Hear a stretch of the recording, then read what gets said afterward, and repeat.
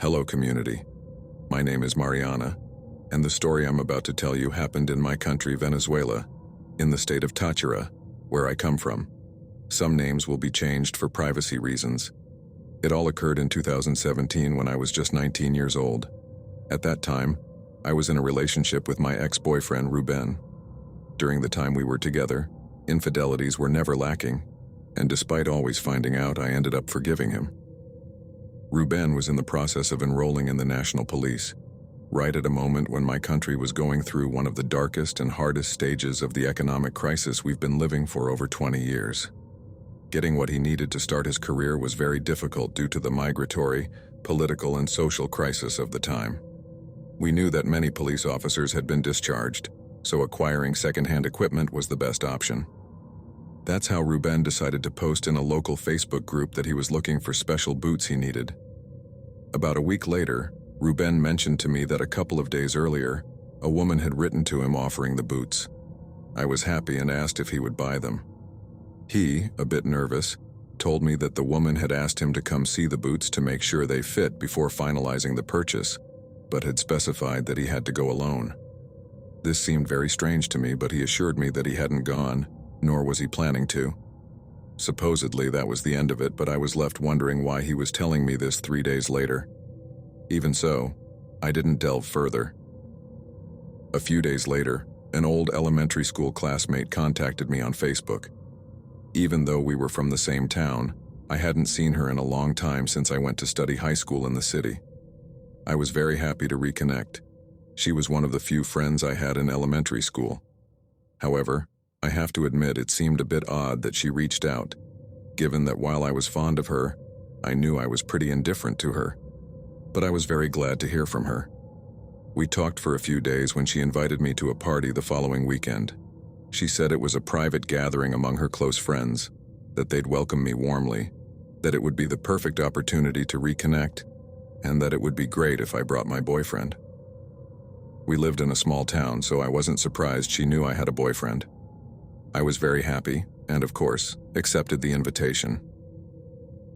On the day of the party, my friend greeted us warmly, and then introduced us to her friends, among them the homeowner, Maris. She was a woman older than us, old enough to be our mother, but she presented herself with much joy, affection, and hospitality. The rest of the party, I felt a bit uncomfortable since my friend spent most of the day isolated with her boyfriend. For long periods, I didn't see her, and even supposed they might be arguing. I tried to socialize with the others while my boyfriend seemed to get along very well with everyone. At the end of the party, we just said our goodbyes and left. As far as I was concerned, it would be the last time we'd hear from them since I didn't feel comfortable. It just wasn't my scene. Not many days later, Ruben confessed something that was quite unsettling to me. The homeowner, Maris, was the woman who had offered him the boots and had asked him to come see them alone. I asked why he didn't tell me that day, and according to him, it was so I wouldn't feel uncomfortable and could enjoy reconnecting with my friend. He also tried to calm me by saying he didn't think that woman had any bad intentions with him, since she had a husband who, although not home much due to work, was present at the party that day. Once again, I chose to believe his explanations. At least 2 or 3 more times we went out with that group.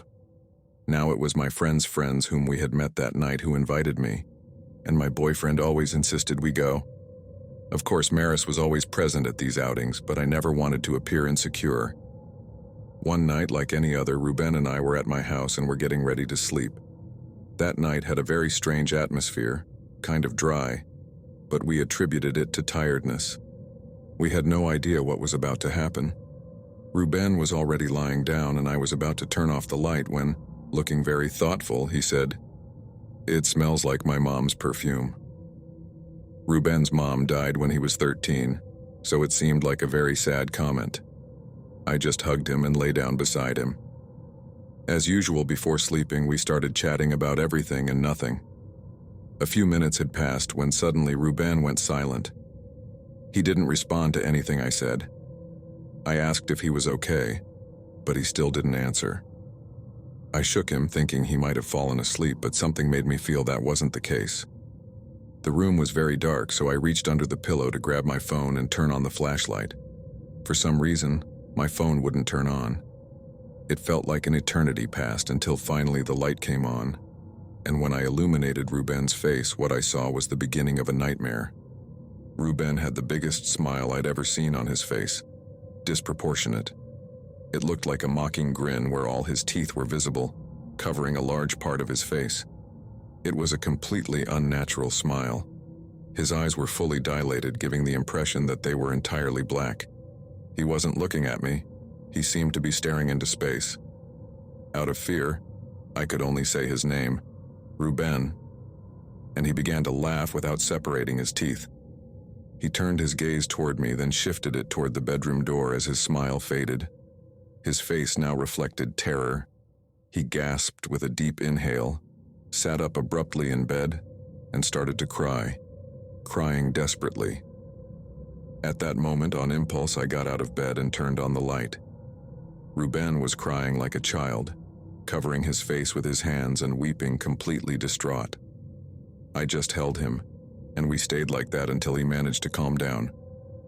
That night, he didn't want to tell me what had happened, and we couldn't turn off the light. A few hours later, he fell asleep, but I couldn't. In the morning, Ruben was quiet and downcast, but I needed to know what had happened the night before. Eventually, he began to speak. Ruben said he didn't remember much or didn't quite understand what had happened. The last thing he recalled was chatting with me and suddenly feeling very cold. He said that suddenly, as if it were a nightmare, he felt like he was in another place. He couldn't see it. He could only feel it. He could still hear my voice talking to him, but as if he were underwater. And above that, he heard many wailing voices, people crying, begging for help. The next thing he remembered was seeing himself back in bed and seeing, standing next to us, the silhouette of a woman dressed as a bride who was leaving the room. That's when he regained consciousness. Without a doubt, it was an unprecedented situation in our lives, so we didn't know what it meant or if it could happen again. As you might imagine, that day we decided to believe it was a one-time thing and didn't delve further into the subject, as if by not thinking about it, by not repeating it, it would simply erase itself, become a bad memory. Even so, I, for my part, told my friends with whom I had a WhatsApp group. Luckily for me, they took it very seriously, so much so that they offered to accompany us to speak with the priest of our parish. But since Ruben and I had decided to believe it was nothing, we didn't do it on that occasion. Exactly a week later, Ruben stayed at my house again, and that night, by chance, my best friend Adrian was also going to stay over. We planned to watch movies until late, but as night fell, the atmosphere in the room again felt very strange. There's no other way to describe it. It felt dry, arid. Ruben and I noticed it. Adrian didn't feel anything strange, although we could tell he was lying, that he was having trouble breathing, that he was in pain. Already on alert, I sent a message to my friend's WhatsApp group, letting them know I was feeling something strange again. We pretended to watch a movie, but it was evident that none of the three of us were calm. We turned off the TV and decided to try to sleep. Ruben and I were in the same bed while Adrian was in another in the same room.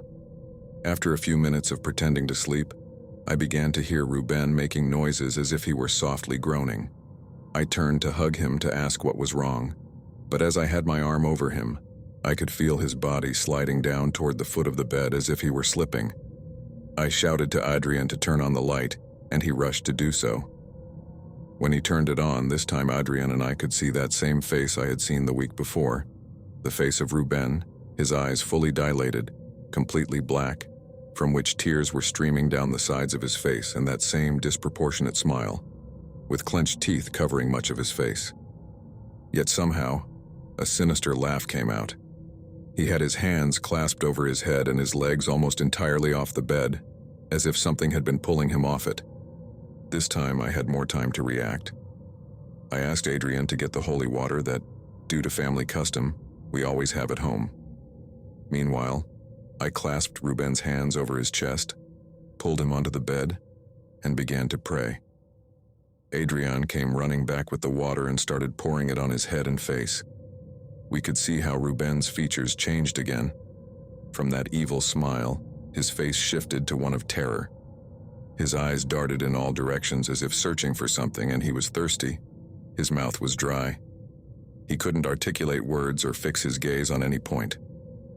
We kept giving him holy water to drink, but at times his evil features returned, that mocking laugh. At that moment, my phone rang. One of my best friends was calling. Adrian answered. It was around midnight, and it was Selena calling. She said she felt an unexplainable unease and just wanted to know if we were okay. Adrian told her no, that what I had told them the previous week was happening again. Selena hung up and contacted the others, and all of them decided to pray from their homes to help us somehow. Meanwhile, Adrian and I continued praying, continued wetting Ruben's head with holy water while we struggled against his attempts to break free. Right before our eyes, we saw one of the pillows fly across the room as if someone had thrown it forcefully.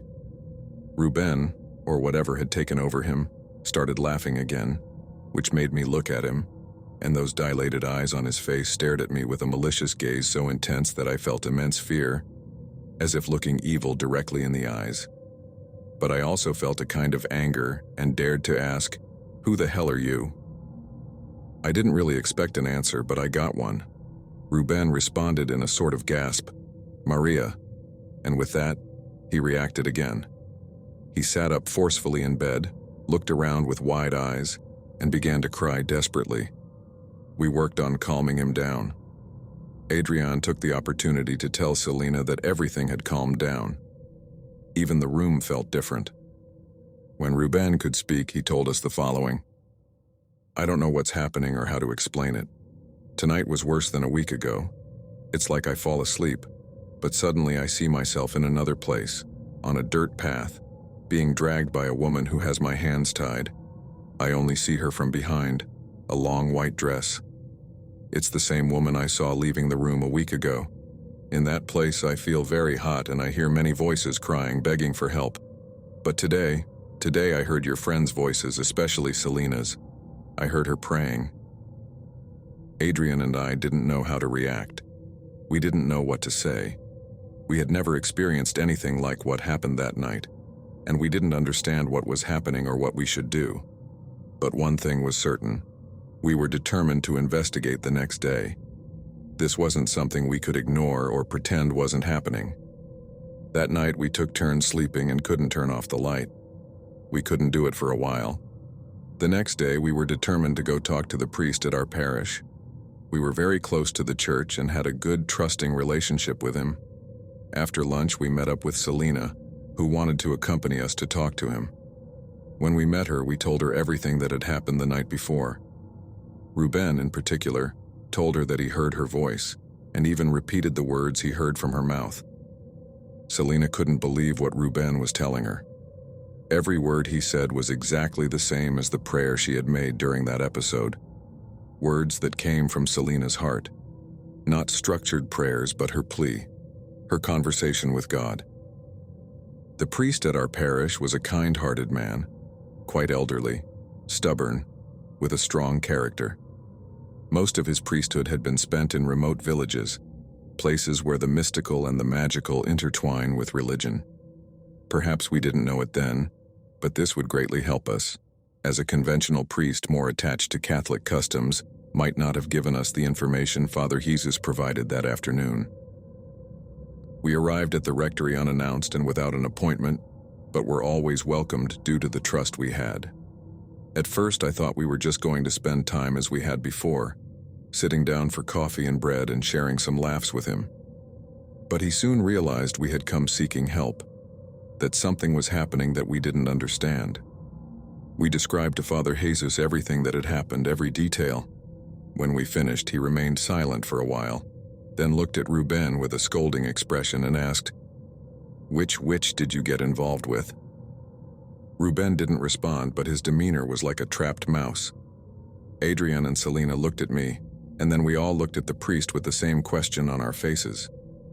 Father Jesus began to explain, "What you're describing is an anima sola. It's the lonely soul, María Celestina. That's why this is happening on Mondays. It's the day when souls are dismissed and candles are lit for them. The anima sola is summoned to bring back the loved one who left. She torments and distresses him until the person returns to the arms of the one who called her.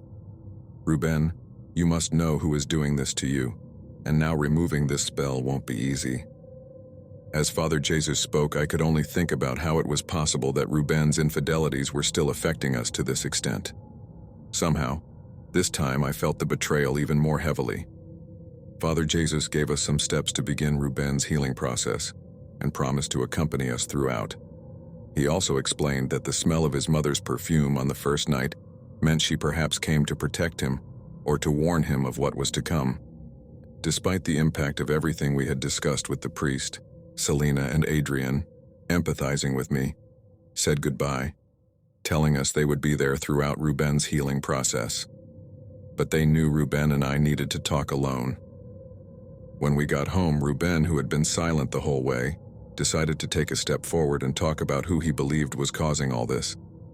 It turns out that Maris, the woman with the boots who hosted that party, was the person Ruben thought might be behind it all. According to his deceitful words, Maris never stopped insisting that he come see her for any excuse. Supposedly, he never did, although on more than one occasion she called him late at night, declaring her love and proposing casual sexual encounters. According to Ruben, the last call had been about a month earlier when she, angry and drunk, told him it was his last chance and that she'd make him regret rejecting her. In my mind, I had a sort of lapse. Many things came to me, starting to make sense. Unanswered calls, even unexplained absences of Ruben's, which I believed had Maris as the reason. I didn't believe for a minute that Ruben never succumbed to this woman's invitations, but I could understand that perhaps Maris wanted to take some revenge on him for not leaving me. For some reason, despite so many infidelities, Ruben never left me, and when I tried to leave him, he wouldn't leave me alone until we got back together. While Ruben rambled on, asking for my forgiveness, I could no longer hear him. In my mind, I was starting to understand so many things, like that friend who invited me to the party at Marissa's house and who never approached me again. Surely everyone in that social circle knew what was happening except me. Surely I had been the laughingstock of all. And now, what was I going to do? I asked Ruben to leave. I needed time alone to think, to feel everything I had to feel. As an isolated incident during those days without Ruben, my mom told me something that had happened days earlier. She said that while she was getting dressed very early to go to work, she saw a woman, or the silhouette of a woman, pass by her room wearing a long dress. She got quite a scare but attributed it to still being a bit sleepy due to the early hour. Since she wasn't sure what she saw, at that moment, I didn't connect the events. Despite not seeing each other during those days, Ruben kept insisting we talk, swearing that nothing had happened, begging me not to leave him alone at that moment. He said he couldn't sleep at night, and it wasn't out of heartbreak. When he was falling asleep, he felt the bed being shaken roughly, waking him up, whether it was night or day. Well, the truth is, I've always been the kind of person who puts others' well-being above my own. His words made me feel very bad. I felt I was abandoning him at a very difficult time. And with paranormal matters, I've never had doubts about their existence. I've always thought that in life, we're taught to face anything except this: spiritual threats. Another Monday was approaching. My lack of self-love, lack of self-respect, combined with that toxic empathy, prevented me from leaving Ruben alone that night. Luckily, my friend Selena thought the same and proposed that we stay at her house. Selena's house had a very particular structure, with a central space like a hallway that allowed Selena's room to be sufficiently isolated from the rest so as not to disturb the family if we needed to make noise. It was also large enough for several of us to stay over, which was a great relief to me because now, besides having witnesses to what was happening, I would also have support. That night we gathered for what we thought would be a spiritual battle. Selena, Adrian, Easley, Fidelina, Samuel, Maggie, Ruben, and me. Even though we knew why we were all there, the night started like any typical gathering of friends, perhaps in denial or to lighten the mood. We joked and laughed, made dinner, shared with Selena's family, then said our good nights and retreated to her room. There we kept chatting, but before midnight, one by one, they fell asleep. Despite being young, tiredness overcame them. Around 12, only Selena and I were left, whispering to each other. I couldn't, or didn't want to, sleep due to the nerves about what was about to happen, and Selena knew it, so she was keeping me company. As we whispered, we began to hear a very soft moaning. We realized it was Ruben, who was sleeping beside me. We fell silent, and I nudged him a bit, hoping he was just having nightmares. As I had my hand on his shoulder, I felt Ruben's body slide abruptly downward, and again I heard that mocking laugh, the same as always. I shouted to Selena to turn on the light, and she quickly got up to do so. The shout woke up the rest of our friends, and as if in a horror movie, we had to watch through a mirror that was facing Ruben as he was lying there with only his head lifted, eyes completely black, and that unnatural, disproportionate smile on his grayish face. The same mocking laugh came from him, though he didn't separate his teeth. Instead, he clenched them, grinding them, looking at us through the mirror as if his only intent was to scare us. Then he dropped his head back onto the bed, raised his arms over his head, and clasped his wrists in the same position he had taken the last time. Quickly, everyone knew what to do. While the women began to pray, the men helped me hold him down as I positioned myself over him and started to wet him with holy water, reciting the Magnificat. That night in particular, the struggle seemed harder than ever. Ruben's body began to slip from our hands despite being held down by two men, despite me practically sitting on him. This time, besides that mocking laugh, whatever was inside him spoke to us. I'm taking him with me. I dared to ask, where do you want to take him? With me, I'm taking him. Who are you? Who sent you? Ruben's body was being pulled in jerks as if someone were dragging him. All my friends kept praying, and again I dared to ask, who are you? Maria. Which Maria? What Maria? María Celestina. Upon saying these words, Ruben regained consciousness with a deep gasp, like someone who had been drowning. His face returned to normal. He began to try to break free and stand up. I can't take this anymore, I can't do it anymore. We all managed to calm him down, calm ourselves too. Each time these events occurred, those present were left with a feeling of exhaustion, desolation, disturbance that kept us silent for a long time, as if processing what had happened, trying to understand or believe if we were really living this horror movie. The next day, during breakfast, Selena's aunt, who lived in the house, approached us. She asked, amused, what we had been doing last night. We looked at each other, worried that someone had heard the commotion, that they might have been upset, and we asked why she was saying that. Well, who among you dressed up as a bride? I got a huge scare when I was leaving the bathroom and saw her entering Selena's room at midnight. All the color drained from our faces. Our appetite vanished upon hearing that. We couldn't even respond. We just changed the subject. And that's when I realized what my mom had told me, that she had also seen her at home. This nightmare was so palpable that outsiders, people who didn't know what we were experiencing, were witnessing it. Understanding that this was more than a passing fright, we knew we had to fight a battle, and both my friends and I were willing to face it alongside Ruben, who was the main affected and who needed to prepare himself the most, strengthen his spirit, free himself from this. But the opposite happened. From that day on, Ruben began to distance himself from us, to ignore us. The 2 or 3 nights he stayed over with me, I witnessed that it was true. The bed shook when he fell asleep, which woke me up too. He began to blame me for what was happening, saying it was my fault for being stubborn with him. He started to treat me badly, and we began to argue a lot because of it, and he would just leave. The following Mondays, he would go spend the night at the cemetery, sleeping on his mother's grave. He said he felt safer there than with my stupid attempts to help him. Little by little, he deteriorated. He looked thinner, his eyes sunken. He began to neglect himself, even started walking hunched over. As for me, I also began to distance myself, to feel disgusted by the way he treated me, and for the first time, I started to feel enormous rejection for all the times he had failed me, lied to me. That December, I ran into him at a town party. He looked terrible, yet he was holding hands with another woman. Upon seeing me, he let out a mocking laugh and tried to come hug me. I didn't let him. I extended my arm to keep distance without saying anything. He looked incredulous and laughed again, but it was such a different laugh, evil, harmful. That was the last time I saw him. Shortly after, like many in my country, I emigrated. Over the years, occasionally I hear rumors about him. They tell me he fell into a spiral of problems, that he made many enemies, and that, as if that weren't enough, he fell into substance abuse and made no effort to hide it. After the years we spent together, during which I allowed so many mistreatments and infidelities on his part, something came with this entity that took him from my side to a dark place. But for me, for my community, it pushed me to a better place.